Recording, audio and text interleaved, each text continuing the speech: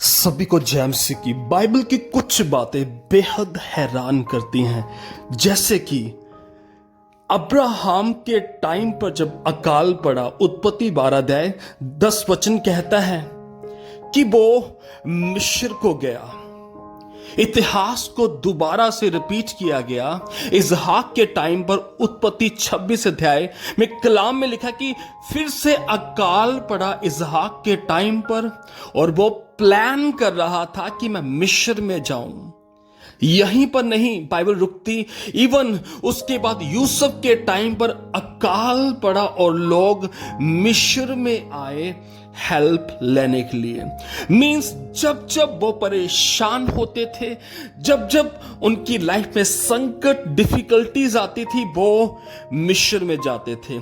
यहां तक जब परमेश्वर ने मूसा को इस्तेमाल किया मिस्र के अंदर इजरायलियों को छुड़ाने के बाद, कलाम ऐसा फरमाता है, ऐसा कहता है कि इजरायली लोग जब उन्हें खाने के लिए प्रॉपर नहीं मिलता था, जब उन्हें पानी समय से नहीं मिलता था, जब दुश्मन आकर उनके ऊपर अटैक कर देते थे, वो कहते थे इससे अच्छा होता कि हम मिस्र में ही रहते।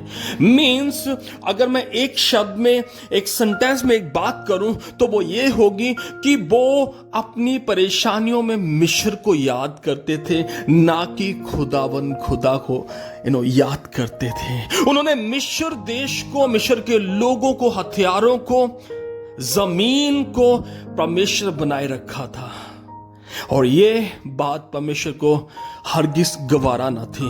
परमेश्वर कभी नहीं चाहते थे कि वो मिस्र को याद करे, वो चाहते थे कि वो परमेश्वर को याद करे। आज भी प्रभु यही चाहते कि हम मिस्र में ना जाएं, बल्कि हम खुदा के पास जाएं, उससे हेल्प मांगें। अब परमेश्वर अपना दिल खोल कर रख देता है। जब आप यशायाह की किताब 31 अध्याय 1 और 2 वचन को पढ़ोगे, वहां पर लिखा है, प्रभु कहता है कि मिस्रियों के पास मत जाओ, उनकी हेल्प मत मांगो। अगर आपको हेल्प चाहिए, आप मेरे पास आओ, मुझ पर ट्रस्ट करो। पूरी बाइबल के अंदर परमेश्वर इजरायली लोगों को एक बात सिखाना चाह रहे थे, अगर आप परेशान हो तो मुझ पर ट्रस्ट करो, ना कि इजिप्ट पर। इजिप्ट पर यानी मिस्र पर भी लोग ही रहते हैं, उन पर भरोसा मत करो, उन पर ट्रस्ट मत करो। अगर ट्रस्ट करना है तो मुझ पर ट्रस्ट करो। आप देखिए, एक छोटे से एग्जाम्पल लेकर चलते हैं। अगर एक 5 साल का बच्चा चलते चलते गिर जाता है, आपको क्या लगता है वो किसका नाम लेगा? जब वो गिरेगा, उसे चोट लगेगी, ही विल नॉट से अंकल, आंट और किसी रिश्तेदार का वो नाम नहीं लेगा। गिरने के तुरंत बाद वो अपनी मम्मी का, अपने पेरेंट्स का नाम लेगा।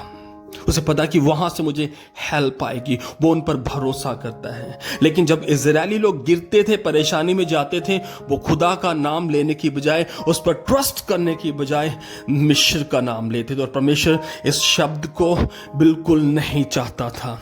इवन जब आप यिर्मयाह की किताब पढ़ते हो 42 और 43 अध्याय, वहां पर भी लिखा है कि जब बाबुल के राजा नबूकदनेस्सर ने यहूदा के ऊपर, यरूशलेम के ऊपर अटैक किया, लोगों को मारा, वो अपने साथ ले गया, कुछ लोग वहां पर बच गए। अब जो कुछ लोग वहां पर बच गए, उन्होंने यिर्मयाह को बोला कि तू प्रार्थना कर प्रभु के आगे, ताकि प्रभु हमें रास्ता दिखाए। यिर्मयाह उनकी बात को सुनता कहता कि चलिए मैं प्रार्थना करूंगा।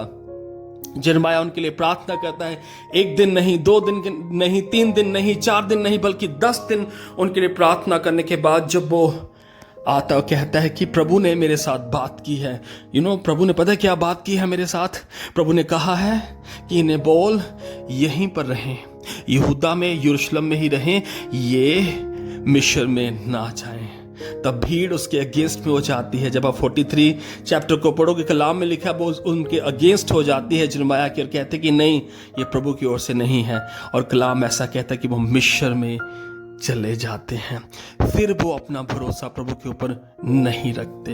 यानी कि थ्रू आउट द बाइबल प्रभु ने एक बात सिखाना चाह रहा था कि मिस्र में मत जाओ। अब मिस्र में वो क्यों जाना चाहते थे? वहां की जमीन अच्छी थी, वहां पर घोड़े थे, रथ थे, ऑल फैसिलिटीज थी।